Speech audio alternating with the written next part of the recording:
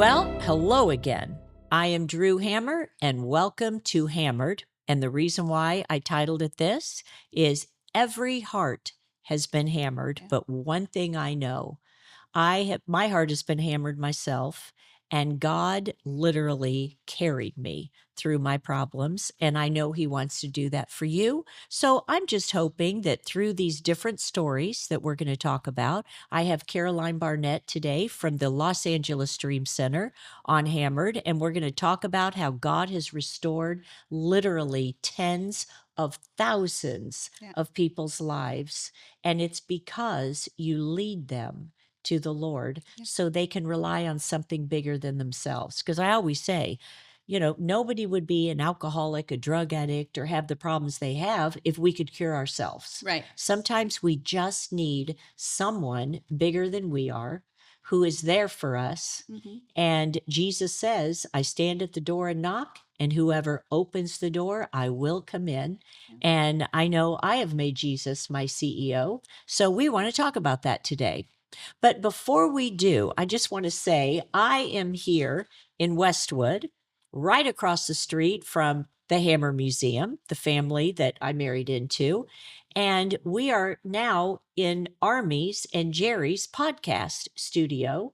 And they rented out. And I said, well, I just want the family discount. Yeah. And here we are. And it is a fabulous studio. There's so many podcasts being filmed here. So if anybody needs a podcast studio, then here we are. So Jerry, how would they get a hold of you? That's a good, we need a website. We still don't even have that up. But very new here. Yeah, we're called Westwood Media Works, WMW. I'll be getting it up on Instagram and a website in the next couple of weeks. Fabulous. But I'll put the logo up with a contact number. Well, it is certainly convenient. Yeah. I mean, my gosh. Well, maybe not for you. Right. You had to drive how far to get here today? Well, it's only like 13 miles, but it takes over an hour. Oh, now that is a true friend right there. Anything for So you, Drew. thank you. I appreciate it. Well, and also we've been friends for such a long time. Yeah. I mean, years and years. And I'll tell you, when someone is a true friend, and that's who you have been to me. And I think likewise, we love each other, and we have the same goals in life, and we have the same ambitions to help others. And that's why I immediately grasped onto you and your beautiful ministry at the Los Angeles Dream Center. So let's dive deep into this. And last time you were here, we just couldn't get it all in because everything you do is so encompassing, and there's no way we could have gotten it into one podcast. So I said, will you come back and let's do several more, because I want the world to know what is available here, because I know there's a lot of hurting people in this world, and that's what you're here for. And by the way, people are like, LA Dream Center, is that a place where you go and like a sleep deprivation deprivation center? Yeah. But if you drive down the 101 towards downtown, you'll see an enormous building, and it says the LA Dream Center on the top. It's over 400,000 square feet. Right? So why don't you tell us how that came about? Because we didn't have that much time last time to go into details. Yeah. So the Dream Center is housed in the former Queen of Angels Hospital. You're right. We have 8 buildings, over 400,000 square feet. And it was an absolute miracle the way we attained the building. When Matthew, my husband, initially came out to LA, he was just going to have a typical church. But when he saw all the brokenness, all the homelessness, the gang activity, the church was in a very rough area, Echo Park, which I think because of you all, now it's this hipster area, and real estate's gone through the roof. So I want to get into as well what all you've done for the entire city. It isn't just the LA Dream Center. Right. So initially my husband was given Bethel Temple, which was one of the first churches launched out of the Azusa Street revival. Oh, wow. And it could seat about 800 people. When my husband took the church, there was only about 25 senior citizens, all Filipino. And the first day Matthew arrived, they were so disappointed because they thought they were getting my father-in-law, Tommy, not this 20-year-old kid, What's this kid doing here? Right. And, Matthew was raised in Arizona amongst all these country clubs and golf courses, and then dropped right in downtown LA. And it was right after the Rodney King riots. So that entire area had been devastated, which is why the Assemblies of God then approached my father-in-law, Tommy Barnett, and said, LA is in desperate need of a church like yours, because even though Tommy had a mega church, at that time he had 14,000 members. He always had a heart. His church always had a heart. They were always sending buses into the most at-risk neighborhoods of Phoenix and busing in families and taking care of families and reaching out to the needy. So the Assemblies of God wanted that in Los Angeles. So my father-in-law thought, well, obviously I can't leave what I've built here, but I'll help launch a church in LA. And one by one, he started inviting his 10 most famous evangelist friends, and obviously whenever they heard, oh, start a church with Tommy in LA, that sounds cool. Right. But as soon as they'd come out to visit and they saw the area, they said, no, thank you. This is Well, not who for could me. raise a family there? Right. And Matthew didn't have a family, but I No. have to back up a little bit. Yeah. Because to know who Matthew is, and I love it because I believe that when God calls you, he equips you. Right. And a lot of people don't know that he was a champion wrestler. Yeah. And I think he never lost a match or something That's his right. entire high school career. And then he went on to nationals and Yeah. won nationals. So it's so interesting to me because all these big time evangelists would come with their families and go, this is not going to happen. We're not Right. raising our kids here in this ghetto, because it Yeah. was rough. Yeah. And here comes this kid who never lost a match, and he was not going to quit. And I have to tell a funny personal story. So we had invited your family down to join us at the Jonathan Club, Yes. and they had paddle tennis there. And, Matthew is extremely competitive. I Yes. mean, he would run marathons to raise money from Phoenix to Los Angeles and have a 24-hour basketball, shoot contest. And I mean, Yes. he's nuts. He's Yeah. absolutely He'll do nuts. anything. Yet to raise money for the Dream Center, Yeah. which I love so much. Didn't he? What did he do? He ran the 5 marathons on The World Marathon Challenge. That's where you run 7 marathons 7. in 7 consecutive days on all 7 continents. So they started in Doesn't Antarctica. even seem possible. Right? It's a thing. It's like the new Mount Everest. But they would start in Antarctica because that's where the weather can ruin the timing. Because once the gun goes off, they have exactly 7 days. Oh, And so they start in goodness. Antarctica, but it's so cold, the airplane has to land, drop everybody off as soon as possible, and then take off. What was the temperature then? Oh, I don't remember, but obviously very cold. So the plane takes off, and then they slept in a tent that night, got up, ran the marathon, and sure enough, the plane came back, picked them up, and took off. And Wait, then they went slept in a tent in Antarctica. Yes. And was he running on ice? Yes, they were running on ice. Well, that's just the craziest thing I've ever heard. Yeah. And Matthew said in one direction it was fine, but when they were coming back around, looping around, the wind was against their face. Oh my Yeah. goodness. No, Why thank wouldn't you. they start opposite directions? It's like they want to punish them. Right. Why wouldn't they run Well, they were into kind the of doing a wind? big loop. I think it was like 3 times around a big loop to do the That's 26 miles. nuts. And then they went to Chile and ran the second marathon. And then they went to Miami for the third. And it was in the 4th marathon in Spain where Matthew Got injured his right? knee. Yes. The 4th marathon. 4th one. Oh, shocker, running 4 marathons in 4 days. Who would ever think anyone would get injured? Right. I mean, that's just. And he really wasn't, up until this point, really much of a runner anyways. And so he injured his knee. How do you ever train for something like that? I've Right. run marathons, but I've trained for one at a time. And Yeah. it's wow. Yeah. And, the plane that they were flying in wasn't a great plane. It was an old plane. So they didn't have chairs that reclined. So, No. right.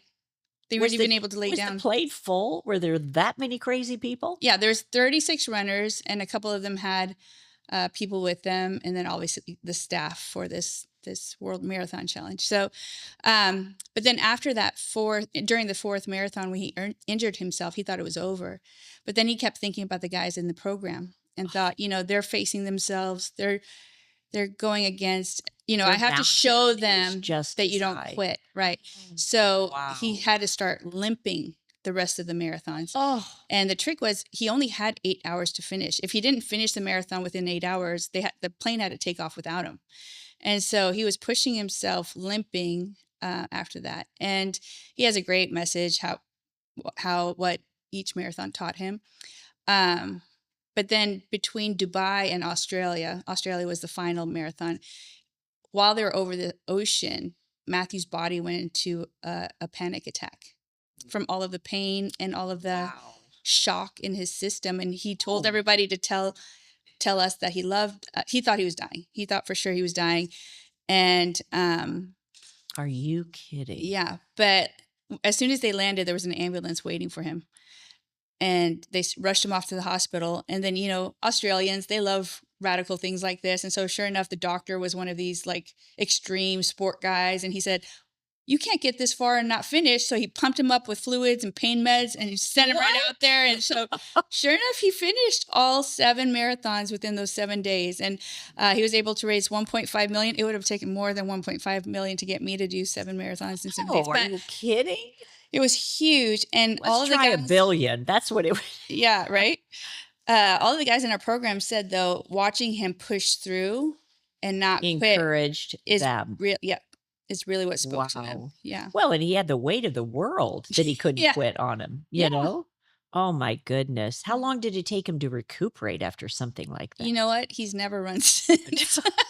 Shocker. Yeah. That was in 2017. Yeah. He stopped running after that. He was burned out from running. Yeah. Well, and let's talk about your daughter, Mia. Yes. World-class runner. Yes. Tell about her career. Yes. So she just graduated from the University of Oregon, and she is now signed with Nike. She's a professional runner for Nike.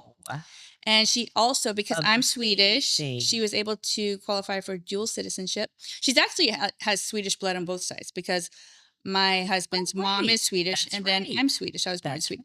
So she has more Swedish blood than anything. And so now she runs for the national team of Sweden. And so she'll be running, it looks like all signs are pointing that she'll be running in her first Olympics now in 2 years here in Los Angeles. Amazing. So raised in Los Angeles, running for Sweden in the Olympics. Yeah. Well, and let's look at what God has done, because now your son, Caden, is in the Dream Center. Yes. And he probably is the heir apparent to come in and take over someday. And God's given him the heart for ministry. And isn't that amazing? Yeah, both of my kids actually have a huge heart for the Dream Center. They love outreach. They both spent their summers working for the Dream Center, taking short-term mission teams out to do outreach. So they've gotten their hands dirty. And one of my favorite stories is when my kids were young, I would take them to hand out food in the most at-risk neighborhoods on our mobile food bank sites.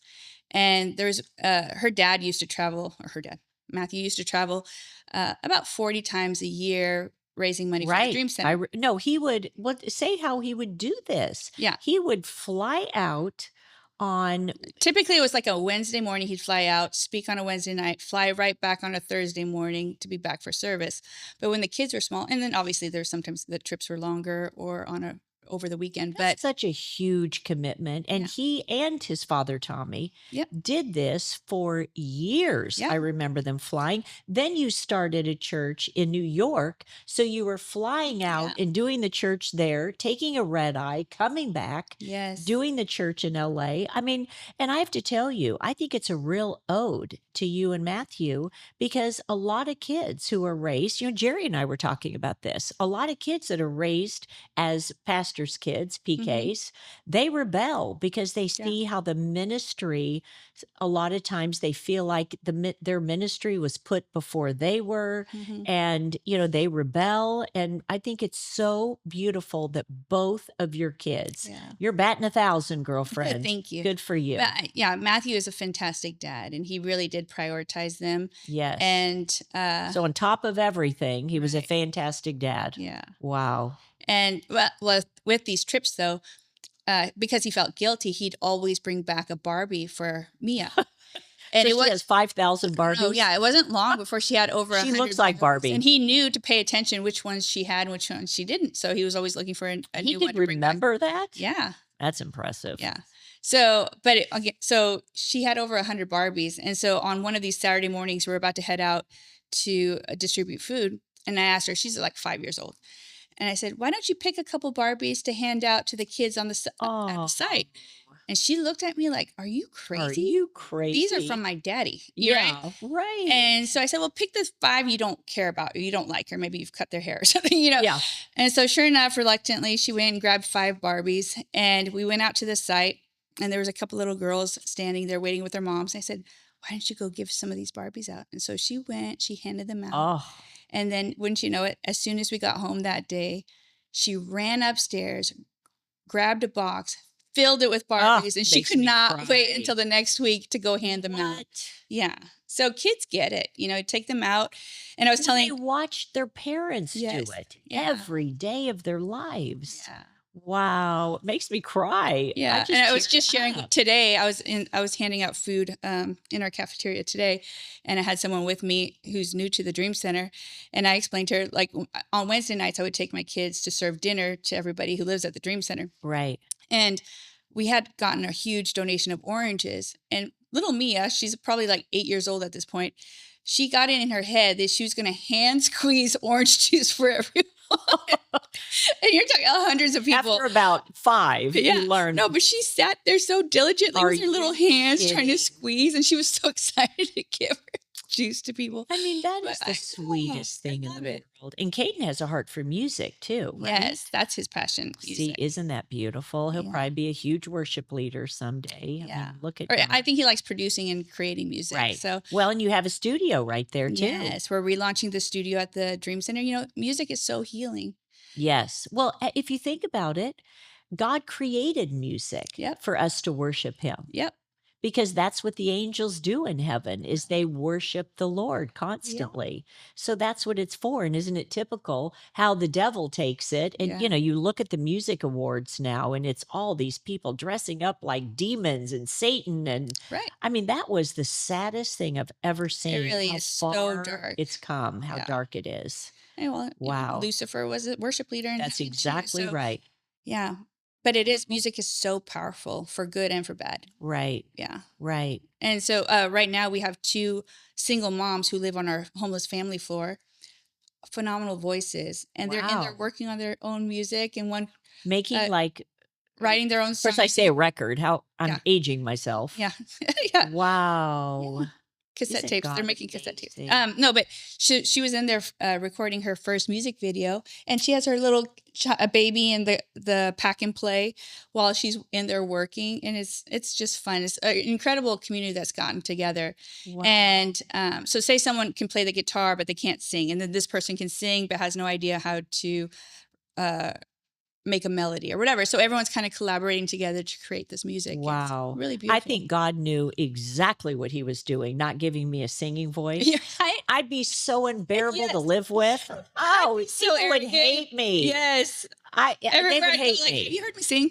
Oh, I would just be unbearable. It would be Yeah. really bad. No. Okay, so tell us about some of the other programs that the LA. I mean, we could sit here for, the next 10 years and Yes. talking about what happens. And then we're going to do 3 episodes Mhm. and we're going to continue talking about it. And I want you to get into, some of the greatest testimonies that you've ever Yeah. heard of lives being changed and, how you take these people off the streets, out of Skid Row. Oh, let's talk about that. Yeah. And then Matthew goes and literally spends how many days was he in Skid Row? He spent 2 nights there, 3 days. By himself with his dad, yeah. with his dad. And one guy from the program who had been on Skid Row, so he knew like what to do, what not to do, where to go, not to go. Well, that would be a smart move. Yeah. Yes. Yeah. But that was during the Dream Center's 15th anniversary. experience Matthew needed something to remind him and get him like re-energized and passionate for what we Yes. were doing. And so he had the crazy idea. I'm going to go spend a couple nights down Skid Row just to really feel what it feels like. And he just saw so many horrific things. He saw a really beautiful young woman being escorted by 2 men. She was obviously being sold for sex. And then Jesus. And this is before human trafficking was really a thing. yeah. And then or known about it, at least. Okay, could he have done, I guess he couldn't have done anything to stop that. No, not I at- mean, not they at would that kill point. him, Yeah, right? Yeah. And then, the porta potties downtown are used for prostitution, and it's just a lot of horrible things happening. And then the Jesus. fact that there's kids living down there. Oh, kids seeing that. Yeah. I mean, And how they do you- shouldn't even live there. The city typically says there aren't kids living down there, but there are. Yeah. And then, and obviously the rats just running around you as you're sleeping. And of course, like you said earlier, Matthew's very competitive. He and his dad then decided to make a competition to see who would get more money on a street corner asking for money. Okay, that's hilarious. And of course, Tommy won. And they held a sign, Yeah. donations for the LA Dream Center. And they're like, sure. They all say that. It They didn't say did? Dream Center. It just said asking for money. And sure enough, Tommy was able to raise more money. Yeah, see, they competed in that. Yeah, That they is competed. hilarious. Everything has to be competition. Yeah. So Yeah. I think Matthew said, one guy said, "You're young enough to get a job. Go get a job," or something like that. Caroline, did you by chance have anybody shoot that? That would be so fun to cut into a piece. Oh, we have that. You do? Yeah. Oh. We have Oh, video let's. on that. Oh, if you'd that be would willing to be share that, I'd cut it in. amazing. Yeah. That would be amazing. Yeah. I'd love that. That'd be so great. Wow. Well, okay. So what I do know is because I worked with the women for 10 years, Mhm. but not like you have. But when they come in and say they've come in on the streets and nobody grows up as a child and says, Right. when I grow old, I want to be a prostitute or I want to be a drug addict. Mhm. And when I heard the stories of the women, it was so heartbreaking that I thought I would be much worse Oh, for than sure. they would because they're medicating. Right. They're trying to medicate the pain. And what I thought was really sad, but it fascinated me, 100% of the women that came into your program were sexually abused. Oh, yeah. Every single one of them. And they say the minute you're abused, that's when your emotions literally shut down. So a Mhm. lot of And times, your development. Yeah. yes, in your development. So a lot of times I felt like I was working with children. Mm-hmm. They were very childlike because they shut down, and Mhm. rightfully so, because they don't want to remember. Right. But tell us some of the stories. Yeah. Well, I think of the first mom that we brought into our homeless family program. Mm-hmm. It was through necessity that we started our homeless family program. We had too many people just showing up who needed a place to stay. And so she was a woman in her 40s. She had 6 kids, 4 of them still with her.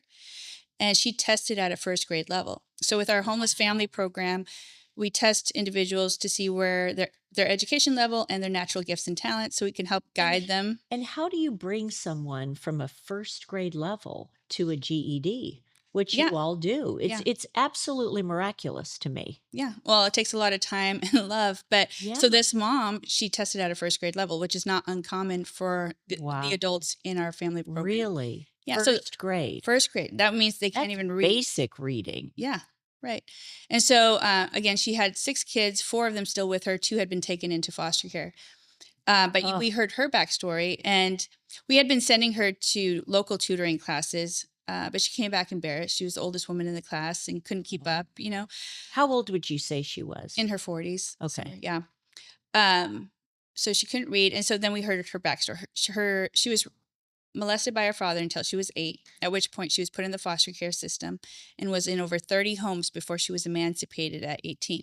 So, hey there, Romeo. Romeo. So at this point, you think about beyond the abuse and the abandonment and rejection issues from the abuse, no one paid attention that she was getting the life skills that she needed to survive in life.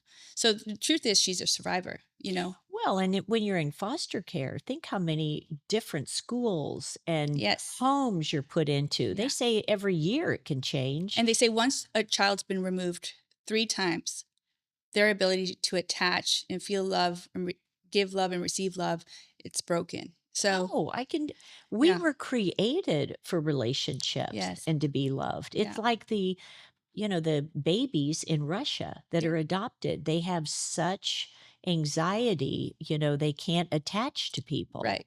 Yeah. And I've seen that so much at the Dream Center as well. And so for someone like her, we'd have to get her to a 5th grade level. Oh, yes, you got it. Oh, keep heading. Yeah, Romeo, sorry. where Sorry, what was I art thinking? thou? So you have to get them to a 5th grade level to just start pursuing their GED. Wow. So for a family like this, they'll need a lot more time at the Dream Center than, say, a mom who came in who's a hairdresser who just fell on hard times. She might need Right. like 3 to 6 months, Right. whereas a mom at a 1st grade level might need 3 years, Wow. and we're committed to that. And we learned through trial and error to keep everyone on a 30-day contract, basically. Well, but you have to be accountable. Right. Because think about it, you're putting tons of money and time and Yes. love, and you're housing them. And I'm sorry, but to house women living together, Yes. I thought, oh Lord, that's the biggest challenge of all times. Yeah. Because don't you always say that the men are so much easier than the Yes. women? Well, We're just so emotional. our program director said that he'd rather have 300 men and 25 women. 'Cause I that's easier. totally believe that. I Yeah. totally believe that. Yeah. So, but for this mom, then it would be to walk her through, get her to a fifth grade level, and then she could pursue her GED and then a life skill. Yeah. So, yeah, but we're in it to win it. We're Yes. looking to, Is there a limit how many years they can live there? as long as every month they're living up to their contract. So for the family program, it's tailored based on their necessities and their needs. And so as long as they're cleaning their room, sending their kids to school, taking the courses they're supposed to take, pursuing whatever their program looks like, we'll renew it every 30 days. And then, but that gives us an out, so, because we're not a shelter, we are a program. Right. Well, and that's the beauty, because we talked about it last time, is a 30-day program. Oh, yeah. The percentages are so low. Right. Of what really works for people. Because what do they say? You would know this better than I do. What's the time frame when actually they start changing their ways? Is it 3 months? Well, yeah. So your body's going through physical changes. Yeah. It takes over a year, actually. Oh, I can't stay on a diet. I Right. would be a horrendous drug addict. Right. But then for your brain, like I said, Dr. Ben Carson's been on tour of the Dream Center twice, and he flipped out that our program was a year. He said, just for your brain to physically heal, you need that Yes. time. Okay, And so also let's do for your this. nervous system to Right. reassess.